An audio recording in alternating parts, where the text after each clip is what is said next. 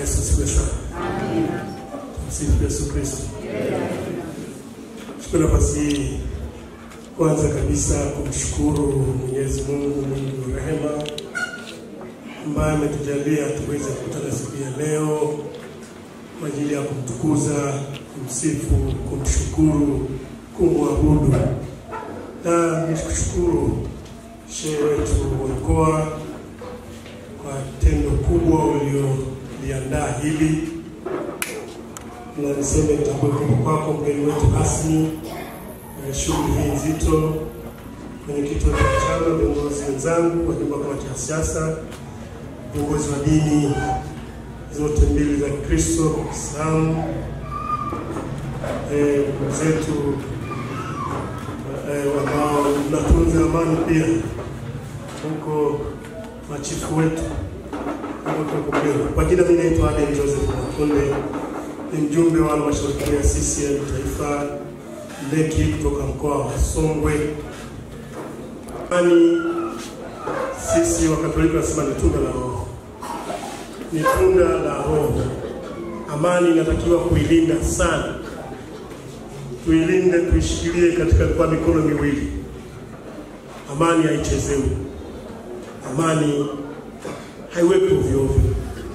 Waasisi wetu wa taifa hili, baba wa taifa Julius Kambarage Nyerere pamoja na mzee wetu Amani Abeid Karume, wenyewe walishikana mikono kuhakikisha kwamba Tanzania inakuwa ni amani, inakuwa ni ya umoja. Kwa ndugu zetu Waislamu, tendo la siku ya leo ni tendo kubwa sana, itaenziwa sana na mmetuheshimisha sana katika mkoa wetu wa Songwe kwa kuyafanya. Hongereni sana ndugu zangu. Tutunze amani hii, tuilinde amani. Amani kwa kweli kama nilivyosema ichezewe, wala haitakiwi kupuuzwa.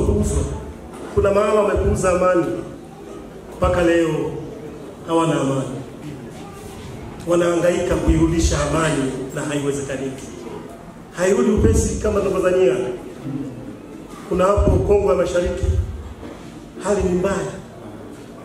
Watu yani tangu nikiwa na umri wa kujua au kutambua, nilipokuwa darasa la 4, sikia Kongo ya Mashariki wanagombana. Lakini nenda pale Sudan sasa hivi, amani imetoweka. Wanalaumiana wenyewe, wanatafuta nini? Ni uroho wa madaraka. Amani kisha kabisa. Tukienda katika nchi zingine kwa mfano ambazo niseme mgeni rasmi, ndugu zetu wale wa magharibi wameharibu pale Libya. Libya ilikuwa nchi nzuri sana. Yule Muammar Gaddafi alikuwa ameweka Libya yenye amani tosha kweli. Sisi sote tunajua kabisa, ndio jamani. Libya ilikuwa inajengea nyumba wananchi wake kwa kutumia rasilimali zile ambazo Mwenyezi Mungu amewajalia, mafuta yaliyokuwa pale. Muammar Gaddafi anasema tutumie hizi kusomesha watoto bure, nenda shule bure, kama sasa hivi anafanya mama yetu Mama Samia. Kuanzia darasa la kwanza au chekechea mpaka form 6, elimu bure. Sasa kuna wengine wanakuwa wapendi, hasa ndugu zetu wale ngozi nyeupe wa magharibi wale. Tunasema mashariki wa magharibi wale. Wakaona wivu, wakaharibu mpaka sasa hivi amani hamna. Wakatumia vibaraka wa mle nchini mwao. Baba hao ambaye alikuwa ni mwema kwao wakamuondoa, wakasema hapana, tunataka uhuru, tunataka haki. Haki yenyewe sasa tumekuwa na amani kwa jamani. Taifa limeangamia. Nenda wamemuondoa Saddam Hussein. Bona silaha za maangamizi. Silaha za maangamizi hamna. Ni wivu wao kwamba pale pana amani na wana maendeleo tukavuruge. Huyu Saddam Hussein anafanya haya na haya. Kwa jamani, angalieni sana hawa watu hata kama wanatusikia, lakini lazima tutumie akili yetu kujilinda sisi. Hata wengine wa vyama vingine wanaweza kutumika ili waweze kuvuruga amani ya Tanzania. Kwa sababu Tanzania inaonekana pana amani, lakini pana mali, pana Tanzanite ambayo haipo mahala kokote kule, kuna madini ya kila aina. Kwa wanatafuta tukavuruge pale amani pale. Mwisho wa siku tukivurugana hapa, si tutakuwa tumeondoka duniani, lakini amani kuja kuipata si leo. Kwa tuilinde amani yetu kwa nguvu zetu zote. Na hili mlolifanya na kuombea amani. Ni kama Yesu Kristo alisema, ombeni nanyi mtapewa, tafuteni nanyi mtapata, bisheni nanyi mtafunguliwa. Anasema mtoto akimwomba baba mkate atampa jiwe? Hatampa jiwe. Anasema la hasha, baba atampa mkate. Sasa akasema baba yenu wa mbinguni, yani Mwenyezi Mungu, ni zaidi ya yule, ni zaidi ya baba wa kawaida hapa duniani.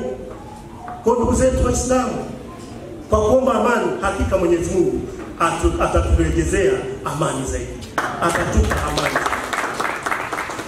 Kwa tunasema asante, mmechagua kitu chema sana. Hapa tuna furaha, tuna amani. Ndugu yangu Nyalilia, tutashikana mikono vizuri, tunaongea vizuri, lakini pakiwa amani imevurugika, tutaona ndugu yangu wewe kuna amani tunzani niletee samani kwa lugha ya Kifaransa kidogo. Kwa pasipokuwa na amani na kwa shida, kwa shiriani amani, tushikamane sisi sote pamoja. Nakumbuka 2020 nakumbuka kwenye ulikuwa mwenezi wetu. Mimi kwenye mtandao yangu ya kuomba kura zamani, ya kuomba kura kwenye kampeni, huyo mwenezi wangu wakati wa wilaya, nilikuwa na msemo wangu mimi. Nilikuwa nasema amani na maendeleo. Amani na maendeleo. Sasa kwa hili shehe uliotunganisha hapa, sasa tuongeza tena kuweka msemo wangu. Sasa mimi napenda amani. Kwa tutaweka sasa amani, umoja na maendeleo. Umoja ni kwa Waislamu wametunganisha tena sisi leo. Kwa sasa tutakuwa tunatumia sisi ambao tunapenda amani na tunapenda maendeleo. Sasa tunaweka na umoja katikati pale. Mwenyezi Mungu aendelee kutubariki. Aendelee kuwatumia. Asante sana.